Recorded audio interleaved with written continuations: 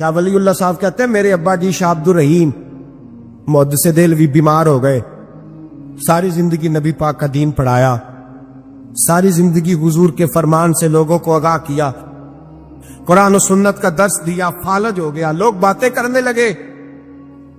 کہتے ہیں میرے والد صاحب کہتے ہیں میں رونے لگا کہ یا رسول اللہ میں کسی اور کا تو نہیں، میں تو آپ کا ہوں، نظر کرم ہونی چاہیے۔ فرماتے ہیں میرے والد گرامی کہ اچانک میرے گھر میں روشنی پھیلنے لگی، خوشبو آنے لگی، اور میرے استاد گرامی شاہ عبد العزیز محدث دہلوی خواب میں آئے، کہنے لگے عبد الرحیم یہ چارپائی سیدھی کر، جس طرف تیری چارپائی کے پیر ہے یہ دروازہ اس طرف کھلتا ہے، جلدی سے سائیڈ بدل۔ کہتے ہیں میں نے فٹافٹ شاگردوں سے کہا سائیڈ بدل دی۔ میں نے کہا استاد جی کیا ہونے لگا ہے؟ کہنے لگے تیرے گھر میں رسول اللہ تشریف لا رہے ہیں، نبی پاک کی جلوہ فرمائی کا وقت ہے۔ انفاس العارفین میں شاہ ولی میں نے اس آدمی کی بات چھیڑی ہے جو سب کے متفقہ ہے۔ کہتے ہیں اندر آئے، نور آیا، روشنی آئی، خوشبو آئی۔ شاہ عبد الرحیم صاحب کہتے ہیں میں کیا دیکھتا ہوں، مصطفیٰ کریم آئے ہیں، ایک طرف ابو بکر صدیق ہے، دوسری جانب مولا علی شیر خدا ہے۔ فرماتے حضور تشریف لائے، اپنا کوئی ملے تو دکھ سارے یاد آ جاتے ہیں۔ کہتے ہیں وہ بیماری کا دکھ، ایک تنہائی، ایک غربت، ایک بیماری، ایک بڑھاپا، ایک لوگوں کے تانے، حضور کو دیکھا نا تو میرے آنسو دریا کی طرح بہے۔ کہتے ہیں رسول پاک میرے قریب آئے، میں فالج زدہ تھا، اٹھ نہیں سکتا تھا، چارپائی پہ بیٹھے بیٹھے میں نے حضور کے سینے پہ سر رکھ دیا اور رونے لگا، میرے آنسو حضور کے کرتے پہ گرنے لگے۔ کہتے ہیں نبی پاک کی داڑھی مبارک میرے چہرے سے لگنے لگی۔ اتنی تسلی دی محبوب نے، اتنی تسلی دی کہ فرماتے اگلے پچھلے سارے غم ہی میں بھول گیا، مجھے لگا کہ دنیا کا خوش قسمت خوش نصیب شخص میں ہوں اور مجھے فرشتے جن اور انسان سلامی دینے آ رہے۔ شاہ عبد الرحیم صاحب کہتے ہیں جہاں جہاں درد تھی نبی پاک نے دستے شفا پھیرنا شروع کیا۔ کہتے ہیں ہاتھ حضور کا لگتا گیا، شفائے اللہ عطا فرماتا گیا۔ فرماتے شفائیں دوڑ گئی، خوشبوئیں پھیل گئی، طاقتیں آ گئی۔ فرماتے حضور نے تھبکی دی، کہا بس کر دے، میں آج ہو گیا ہوں، میں آج ہو گیا ہوں۔ تسلی دی مصطفیٰ کریم، تسلی۔ خواب میری وچ آیا ماہی، میں اودے گل وچ پا لئیاں باواں، پھر ڈر دی ماری اکھ بھی نہ کھولاں، کتے پھر وچھڑ نہ جاواں۔ چر ہویا مینوں ترلے لیندیاں، کدی موڑ میرے ول واگاں۔ خواب میری وچ ایک وار دیا میں ساری عمر نہ جاگا۔ کہا نبی پاک بس کرنا، آج ہو گیا ہو۔ کہتے میرا دل کیا کہ حضور جا رہے ہیں تو کوئی تحفہ ہی عطا کر دے، اور پھر دل کیا کہ کبھی حضور اپنی داڑھی کے 2 بال مبارک منہ مبارک دیتے تو میرے نصیب چمک جائے۔ کہتے ہیں میرے دل میں خیال تھا، قربان جاؤں میرے رسول پاک نے یوں داڑھی پہ ہاتھ پھیرا اور 2 منہ مبارک اتارے، فرمایا چل یار فکر نہ کر، تو رکھ لے۔ کہتے حضور نے مجھے دیے، اللہ کے حبیب جانے لگے، دروازے تک پہنچے تو میں نے اپنی چارپائی کو ٹٹولا تو بال ہی نہیں۔ میرے دل میں خیال آیا منہ مبارک کہاں گئے؟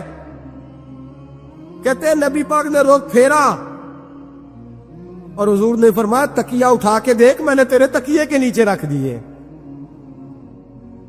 تکیہ اٹھا کے دیکھ۔ فرماتے حضور چلے گئے، سویرے چنگا بھلا اٹھ کے چلنے لگا تو لوگ کہنے لگے یہ کرشمہ کیسے ہوا؟ میں نے کہا اس نے شفا دی ہے، جو شفا دینے والے کا محبوب ہے، جو شفا دینے والے کا حضور علیہ السلام کا دست مبارک پھرا ہے، شفا ہو گئی۔ اور میں نے کہا دلیل یہ ہے کہ مصطفیٰ یہ اپنے 2 بال مبارک بھی دے گئے۔ جتے اعتراض کرنے والے فوراً کان کھڑے ہو گئے. عقل کو تنقید سے فرصت نہیں. عشق پر ایمان کی بنیاد رکھ. کہنے لگے یہ واقعی حضور کے. تین آ گئے کہنے لگے واقعی.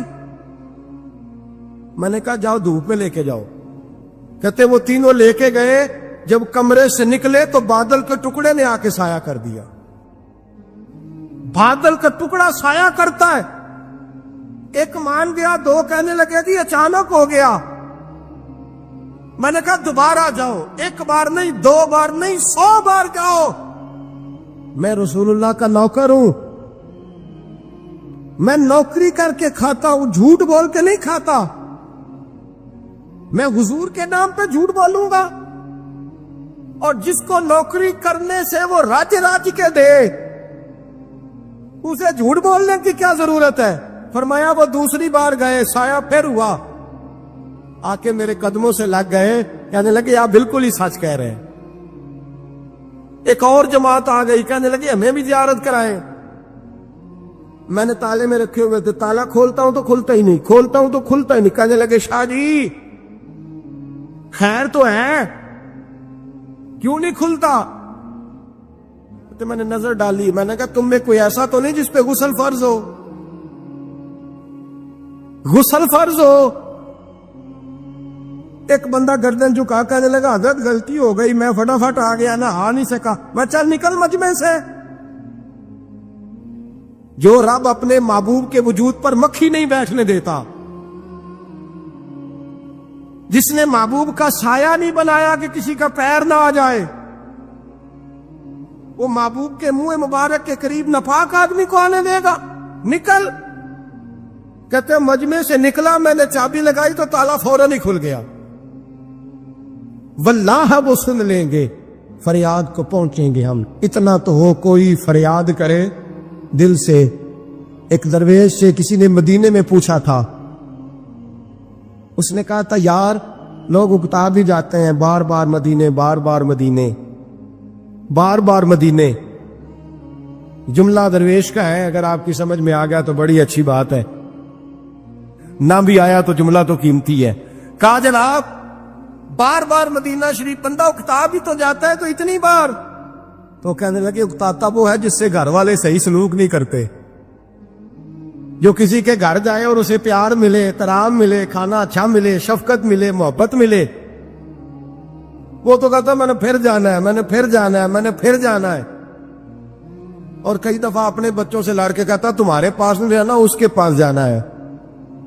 جو میری قدر بڑی کرتا ہے, کہنے لگے کیا کرے, تجلیوں کا لگا ہے میلہ, جدھر نگاہ اٹھا کے دیکھا. یہ اس دروازے سے خیرات ہی نہیں ملتی, پیار بھی بڑا ملتا ہے. تو میرے بھائی حضور کا دیدار ہوتا ہے تو سورج میں روشنی ہے, نبی پاک کے جلوے چمکتے ہیں تو چاند میں ٹھنڈک ہے, حضور کے جلوے مہکتے ہیں تو سورج میں خوشبو ہے, پھولوں میں خوشبو ہے, چمیلی میں حسن ہے. یہ سارا حسن میرے مصطفیٰ کریم سید عالم صلی اللہ تعالی علیہ وآلہ وسلم کے دیدار کی برکت ہے. ہاں ظلم نہیں ہونا چاہیے, زیادتی لوٹ سیل نہیں لگانی چاہیے کہ ہر میری طرح کا گناہگار پاپی اٹھ کے کہے مجھے بھی دیدار ہوا, مجھے بھی دیدار ہوا, مجھے بھی. یہ زیادتی ہے, یہ ظلم ہے. ہاں کسی کو دیدار ہوا ہے تو خوش نصیب ہے, اپنے اعمال کو سنوارے, دیدار والے کام کرنے شروع کر دے, اپنے اندر تبدیلی لے آئے. دیدار ہوا تو پھر انقلاب بھی ہونا چاہیے, پھر اس کے اندر تبدیلی آ جانی چاہیے, پھر اسے اپنے اوپر محنت کرنی چاہیے, لیکن اس کا انکار نہیں کرنا چاہیے. دیدار ہو اور حضور کا قربت ہو تو ملتا کیا ہے؟ اعلیٰ حضرت کہتے ہیں ان کی مہک نے دل کے گونجے, ہم نے جان دے دی وعدہ دیدار پر. ہم سے وعدہ کیا گیا تھا کہ تم مرو گے نا تو تمہیں دیدار ملے, تو ہم نے جان ہی دے دی وعدہ دیدار, جان ہی دے دی وعدہ دیدار پر. اور پھر فرماتے ہیں نقد اپنا دام ہو ہی جائے گا. فرماتے ہیں ہم نے جان دی ہے اس وعدے پر کہ وہ ملے گا, تو امید ہے کہ یہ سودا ادھار نہیں. جیسے ہی قبر میں جائیں گے سامنے حضور کی زیارت نصیب ہو جائے. اس لیے لحد میں بھی عشق رخ شاہ کا تاغ لے کے چلے. اندھیری رات سنی تھی سو چراغ لے کے چلے. یہ حدیث آپ نے بھولنی نہیں. یہ تنہائیوں میں یاد رکھنے کی روایت ہے. یہ تنہائیوں میں پڑھنے کی روایت. یہ اپنے ذوق کو تازہ، جو لوگ کہتے ہیں نا وجد سرور کیف میں جانا چاہتا ہوں، وہ مشکاہ شریف کی اس حدیث کو دیکھے. اللہ کے حبیب علیہ السلام نے فرمایا، لوگوں میں تمہیں بتاؤں قیامت کے دن اللہ تعالیٰ بندوں سے پہلا سوال کیا فرمائیں گے اور بندے اس کا جواب کیا دیں گے؟ یا رسول اللہ کرم فرمائیے، بتائیے. تو کریم فرمانے لگے اللہ تعالیٰ قیامت کے دن بندوں سے سب سے پہلا سوال، اگرچہ بعض اور احادیث میں اور سوالات بھی آئے ہیں قیامت میں جو سب سے پہلے ہوں گے، لیکن اس حدیث میں یہ والا سوال حضور نے بیان فرمایا. حضور فرمانے لگے اللہ قیامت کے دن اپنے بندوں سے سب سے پہلا سوال یہ فرمائے گا، کیا تم میری ملاقات کو پسند کرتے تھے؟ اوئے ہوئے ہوئے، کیا تمہارا ملنے کو جی چاہتا تھا؟ کبھی اے حقیقت منتظر نظر آنا لباس مجاز. اقبال کہتے ہیں تیرے کرم اتنے ہیں دل کرتا ہے تجھے دیکھیں. کبھی کبھی اے حقیقت منتظر نظر آنا لباس مجاز میں. لاکھوں سجدے تڑپ رہے ہیں میری جبین نیاز میں. تمہارا دل کرتا تھا مجھ سے ملنے کو؟ حضور فرماتے بندے عرض کریں گے مالک بڑا دل کرتا تھا. تو پھر اللہ فرمائے گا یہ گفتگو کی معنویت تو دیکھو یار، اس کا حسن تو دیکھو. اللہ پھر پوچھیں گے کیوں دل کرتا تھا تمہارا؟ دل کرتا تھا تو کیوں کرتا تھا؟ عرض کریں گے مالک اس لیے کہ ہمیں امید تھی کہ تو معاف بھی کر دے گا، رحمت بھی فرمائے گا. اس معافی کی امید پر دل کرتا تھا تو ملے. حضور فرماتے ہیں پھر رب فرمائے گا مجھ پر واجب ہے، میں نے اپنے کرم سے واجب کر لیا ہے کہ آج تمہیں جنت عطا کروں گا. یہ جو ملاقات ہے نا، ملاقات کہ وہ ملیں گے، ان سے ملاقات ہوگی. عمر بیت گئی نا نام جپتے، عمر بیت گئی نا تذکرہ کرتے. ہم سے بھی لوگ پوچھتے ہیں کیا کمائی کی، کیا زندگی میں حاصل کیا؟ تو ہم کہتے ہیں شرق سے غرب تک، ملک کے ایک کونے سے لے کر دوسرے کونے تک مدینے والے کی بات کی، حضور کا ذکر کیا. نبی پاک کے اور میں اپنی حیاتی تو قربان تھی وہاں ساری محمد محمد پکیندے گزر گئی ساری. یہ اعزاز ہے، یہ کرم ہے. اب کیا ہوتا ہے گناہگار لوگ اتنا بڑا دعویٰ تو نہیں کر سکتے، لیکن دل تو چاہتا ہے نا کہ چلو جس کا نام لیا ہے اس کی کبھی زیارت کی، کبھی ملاقات بھی ہو، کبھی نظر کرم بھی ہو. کسی نے اپنے محبوب سے کہا تھا کہ ذرا ایک نظر مجھ پہ بھی کیجئے. تو قریب بیٹھے ایک شخص نے کہا یار تو نے بڑا دعویٰ کیا ہے، جو محبوب ہوتے ہیں ان کو تکلیف نہیں دی جاتا، تو کہتا ہے پورا چہرہ ہی تیری طرف پھیرے. تو پھر اس نے اس درویش سے پوچھا کہ میں بھلا پھر کیا کروں، میرا دل تو میرا بھی کرتا ہے. چلو یہ تو آپ کی بات ٹھیک ہے کہ اب میں محبوب سے کہوں کہ اتنی تکلیف کرے کہ میری طرف پورا رخ پھیرے تو ٹھیک نہیں، تو پھر بتائیں میں کیا کروں؟ تو اس نے کہا ان راہوں میں کھڑا ہو جا جن راہوں کی طرف وہ کریم دیکھتا ہے. چلو اسی با کردار کو دیکھتے دیکھتے بیچ میں تیرے اوپر بھی نظر، مجھ پہ محشر میں نصیر ان کی نظر پڑ ہی گئی. مجھ پہ محشر میں نصیر ان کی نظر. اوئے ہوئے اللہ کرے آپ کو بھی وہ لطف آئے جو مجھے آ رہا. کہتے مجھ پہ محشر میں نصیر ان کی نظر. یہ انتہائی عاجزی ہے کہنے والے کی. اس نے بالکل اپنے آپ کو ختم کر کے کہا کہ میں قابل تو نہیں تھا، اور میں پھر تکلیف دیتا کہ میری طرف دیکھیں اسپیشل میرے لیے وقت نکالے. پر کرم یہ ہوا کہ مجھ پہ محشر میں نصیر ان کی نظر پڑ ہی گئی. کہنے والے اسے کہتے ہیں خدا کا کرنا. کہنے والے اسے کہتے ہیں خدا کا کرنا. اللہ نے کیا کہ نظر مجھ پر پڑ ہی گئی، اور جب پھر پڑ گئی تو تیری ایک نظر کا کمال ہے اور میری زندگی کا سوال ہے. بس جب پڑ گئی تو سو پھر پڑ گئی. موت سے وہ بندہ کبھی نہیں ڈرتا جسے ملاقات کا شوق ہو. ملنا چاہے داتا علی اجمیری سے اور موت سے ڈرے, ملنا چاہے حضرت غوث پاک جیلانی سے اور پھر موت سے ڈرے. زندگی گزری ہو علی علی کرتے, پھر موت سے ڈرے. عمر بھر سیدنا عثمان غنی کی سخاوت کی بات کی ہو اور پھر جنت میں جا کے ان سے ملنے کا شوق پیدا نہ کرے. ساری زندگی سیدنا فاروق کا عدل بیان کیا ہو, ساری زندگی ان کے انصاف کا تذکرہ کیا ہو, پوری امت کو بتایا ہو کہ اگر جینا چاہتے ہو تو عمر کے رستوں پر چلو, اور پھر یہ موت سے ڈرے اور مر کے جناب فاروق اعظم کی زیارت کو پسند نہ کرے. جسے صدیق کی وفائیں یاد ہو, جنہیں جناب ابو بکر صدیق کا عشق یاد ہو, وہ پھر ان کی زیارت نہ کرنا چاہے اور ساری عمر حضور کی نعت پڑھی ہو. مانا نہیں آتا تھا پھر بھی کہا بلغ العلا بکمالہ کشفت تجا بجمالہ حسنت جمیع خصالہ صلو علیہ والہ سے نہیں ترجمہ آتا تھا, پر جب بھی کو پڑھتا تھا یہ بھی جھومتا تھا مولا یا صلی وسلم دائمن. میں آپ کو بتاتا ہوں, توتلا آدمی, توتلا اور دیوانہ مجذوب بیچارہ, سمجھ نہیں, توتلا بولنا بھی ٹھیک نہیں آتا. مجھے نماز کا سلام پھرا دو, وہ جلدی آ گئے اور ایک مجذوب آدمی اتنے سادے تھے تو سلام لی تو کہنے لگے میں گل کرنی سی. تو میں نے ان سے کہا کہ تھوڑی دیر کے بعد ملتے ہیں. 7 آدمی ہے, اللہ مجھے معاف کرے, میں کوئی نقل تو نہیں ان کی اتار سکتا. اس زبان کو ہم توتلی نہیں کہتے, ہم اس زبان کو بلالی زبان کہتے. یہ بڑی خوبصورت زبان ہوتی ہے. یہ جو توتلے لب و لہجے ہوتے ہیں نا, وہ جب بچہ پوری طور پہ اماں نہیں کہہ سکتا, توتلا ہوتا ہے, تو کوئی مزہ آتا ہے اماں کو اماں کہلوانے میں. جب وہ پوری طور پر باپ کو بابا نہیں کہہ سکتا اور توتلا ہوتا ہے تو کوئی مزہ آتا ہے کہنے میں.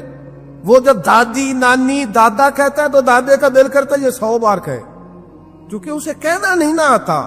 لیکن اس توتلاہٹ میں جو اس کو لطف آتا ہے. مجھے بڑے لوگ آ کے شعر سناتے ہیں, میں نے بڑے خوشگلو نعت خانوں سے زندگی میں سنا ہے.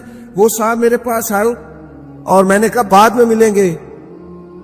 تو 7 آدمی ہے, مجذوب ہے, پورا شعور نہیں رکھتا. مجھے کہنے لگا مصطفیٰ جان رحمت کے بعد, مصطفیٰ جان رحمت پہ لاکھوں سلام کے بعد, یعنی مانا یہ تھا کہ سلام کے بعد. اب بڑے بڑے سریلے بندوں سے بھی بندہ سنتا ہے, میرا دل کرے. اور میں نے جان بوجھ کے ان سے کہا دوبارہ کیا آجے ذرا, کیونکہ توتلے تھے نا. میں نے کہا تو کہنے لگے مصطفیٰ جان رحمت پہ لاکھوں سلام کے بعد. او میرے عزیز یاد رکھو, ساری زندگی حضور کی نعتیں بڑی, نبی پاک کے تذکرے سنے, اب موت سے ڈر جائیں. حالانکہ موت تو ایک پل ہے, پل سے گزریں گے تو سامنے اللہ کا دیدار بھی ہوگا, مدینے والے کی زیارت بھی نصیب ہو. تو زیارت ہوگی اور ہر نظر کانپ اٹھے کہ محشر کے دن خوف سے ہر کلیجہ دہل جائے گا. اوڑھ کر کالا جپا وہ آ جائیں گے اور سارے محشر کا نقشہ بدل جائے گا. یہ موت کا خوف نکالنے والی چیزیں ہیں, ڈر. اچھا مجھے ایک بات بتائیں, یہ میں امید کی بات کرنے لگا ہوں. چلے اب یہ بات تو مشکل ہے پر کرنی پڑے گی, مجبوری ہے. کبھی کبھی ابا جی سے مار بھی پڑ جاتی ہے بندے کو گھر میں, تو 2-4 لگ بھی جاتی ہیں. تو اس وقت جو سب سے بڑا سہارا کسی کو نصیب ہوتا ہے وہ یہ ہوتا ہے کہ اللہ کرے اماں گھر میں موجود ہو. اور میں نے دیہاتوں میں کئی مائیں ایسی دیکھی ہیں جو بیٹے کے حصوں کی مار کھاتی ہیں. ابا نے ڈنڈا لے لیا بیٹے کی غلطی پہ, اب اماں بیچاری سامنے ہو گئی ہے, 2-4 اس نے بھی کھا لی. یہ بات آپ سمجھیں, موت کا خوف نکالنے کے مفہوم میں بات کرو. اماں موجود ہونا گھر میں تو ابا سختی بھی کرنے لگے تو کسی وقت احساس ہوتا ہے کہ جناب یہ سختی نہیں ہوگی کیونکہ میری اماں, اور اماں پوری وکیل بن جاتی ہے, کہتی تو نہیں پتا ہو گئی غلطی, وہ فلانے دے منڈے نے خراب کیتا ہے. حالانکہ ہو سکتا ہے اس نے اس کو بھی خراب کیا ہو, لیکن وہ اماں وکیل ہے, وہ وکالت کر رہی ہے اور وہ پے لاس کر رہی ہے. ہوتا ہے ایسے, اس بات کو سمجھ لیں اچھے طور پر. موت کا خوف نہیں, ڈر نہیں, اس لیے کہ گھر میں ماں موجود ہو تو باپ کا ڈر نہیں ہوتا. تو قبر حشر میں تو رسول کریم موجود ہے. وہاں تو نبی کریم موجود ہے، وہاں تو اللہ کریم اپنی رحمت فرمائے گا بندوں پر. اس لیے خوف نہیں، پینک نہیں، اپنی غلطیوں کا احساس ضرور کریں، اپنے اعمال پر توجہ ضرور دیں، لیکن موت کے خوف تلے دبتے نہ جائیں. انشاءاللہ صبح قیامت کرم ہوگا. میرے نبی پاک علیہ الصلوۃ والسلام نے تو فرمایا ہے بس ہم نے ایمان کامل لے کے جانا ہے دنیا میں. حضور نے فرمایا ہے جس طرح 14ویں رات کا چاند چمکتا ہے اس طرح میرے غلاموں کے چہرے چمکیں گے قیامت تک. اللہ کے رسول صلی اللہ علیہ وسلم فرماتے ہیں جسم کے جن جن حصوں پر وضو کا پانی لگتا رہا وہ قیامت میں چمکیں گے. دور سے لوگ ان کا نور دیکھیں گے، پتہ چلے گا وہ محمد عربی کے غلام آ رہے ہیں. یہ کرم ہوگا صبح قیامت، یہ عطائیں ہوں. اس لیے مومن موت سے ڈرتا. سیدنا بلال حبشی رضی اللہ تعالیٰ عنہ، آخری وقت ہے، نزع کا عالم طاری، اور یہ گفتگو دیکھے غلاموں کی آپ کی اہلیہ رو پڑی، کہنے لگی ہائے ہائے افسوس. حضرت بلال فرمانے لگے کیا ہوا؟ کہنے لگی افسوس ہے کہ آپ دنیا سے جا رہے ہیں. تو حضرت بلال نے مضمون ہی بدل دیا، سوچ کا زاویہ ہی بدل دیا. فرمانے لگے یہ افسوس کا مقام نہیں، یہ تو خوشی کا مقام ہے. اس لیے کہ میری آج آنکھیں بند ہوگی، قبر میں کھلیں گی، مدینے والے محبوب سے بھی ملوں گا، حضور کے غلاموں سے بھی ملوں گا صلی اللہ تعالی علیہ وسلم. تو موت تو مقام مسرت ہے، اور اگر یہ مل جائے زندگی میں. ایک بدو ایمان لے آئے، ابن ماجہ میں موجود ہے. حضرت ابو ہریرہ رضی اللہ تعالیٰ عنہ حدیث کے راوی ہیں، فرماتے ہیں ایک بدو ایمان لائے اور انہوں نے حضور علیہ السلام کے ساتھ ہجرت بھی کی، ابن ماجہ میں موجود ہے. تو نبی پاک علیہ السلام نے نا انہیں ایک صحابی کے ساتھ کر دیا، اب ان کے کام کاج میں مصروف ہو گئے ان کے ساتھ. تو حضور علیہ السلام نے نا ایک جگہ سے مال غنیمت آیا، تو طریقہ مبارکہ یہ تھا کہ مال غنیمت میں سب کو حصہ دیا جاتا تھا. اگرچہ وہ جہاد پہ نہیں گئے لیکن حضور نے انہیں بھی حصہ دیا. تو مجھ صحابی تو وہ پڑے، عرض کرنے لگے حضور میں اس کے لیے تو ایمان نہیں لایا تھا.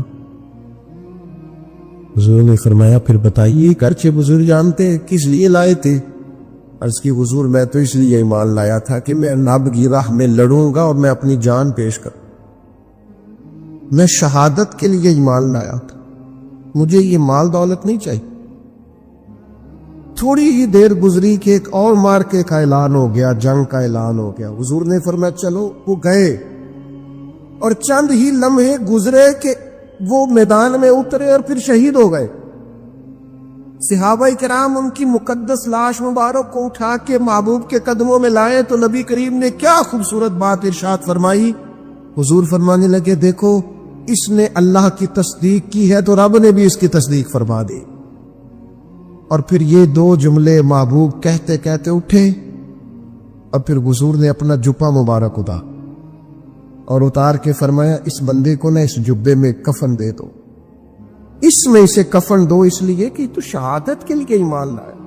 موت کی آنکھوں میں آنکھیں ڈال کے جیا، اپنی زندگی کمزور نہ گزار. مسلمانوں پہ کافر کا روب طاری ہو گیا ہے. ایک تو ہوتا ہے نا کہ کوئی مدد کرنا، کوئی آگے بڑھنا، فلسطین کا نام تک نہیں لے رہے حکمران زبان سے، ذکر تک نہیں کر رہے، چینل ذکر نہیں کر رہے. اتنا روب، اتنا کفر کا خوف، صرف اس لیے کہ ہمیں موت کا ڈر ہے، مر جائیں گے. تو بستر پہ نہیں مریں گے، بیماریوں سے نہیں مر جاتے لوگ. خدا کے بندو اپنی زندگی میں اتنا خوف اگر موت کا پیدا کر لو گے.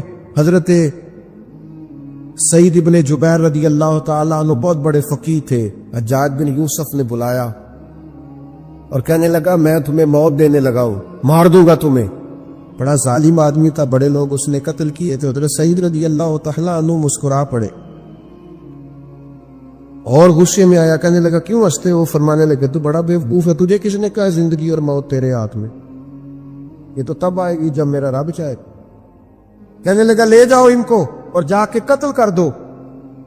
تو وہ جب جلاد لے جا رہے تھے تو آپ اور کھل کے مسکرائے، ہنسے. یہ آپ کی طاقت ہے کہ موت کو دیکھ کے مسکراہٹ ہو، لبوں پہ تبسم، رقصہ ہو، مسکرائے. جب آپ مسکرا رہے تھے تو اس کو اور غصہ آیا، واپس بلایا. کہنے لگا مسکراتے کیوں ہو؟ فرمانے لگے تیری جرت پہ مسکرا رہا. اور اس بات پہ مسکرا رہا ہوں کہ رب کتنا بے نیاز ہے، تیرے جیسے لوگوں کو بھی مہلت دے رکھی ہے، کتنا بے نیاز ہے، تیرے جیسے لوگوں کو مہلت، اور کچھ سے کہنے لگا میرے سامنے قتل کرو۔ حضرت سعید ابن جبیر رضی اللہ تعالیٰ عنہ نے منہ کعبے کی طرف کر کے پڑھنا شروع کیا، انی وجہت وجہی للذی فطر السماوات والارض حنیفا وما انا من المشرکین۔ آپ یہ پڑھ رہے تھے تو کہنے لگا اس کا منہ کعبے سے پھیر دو۔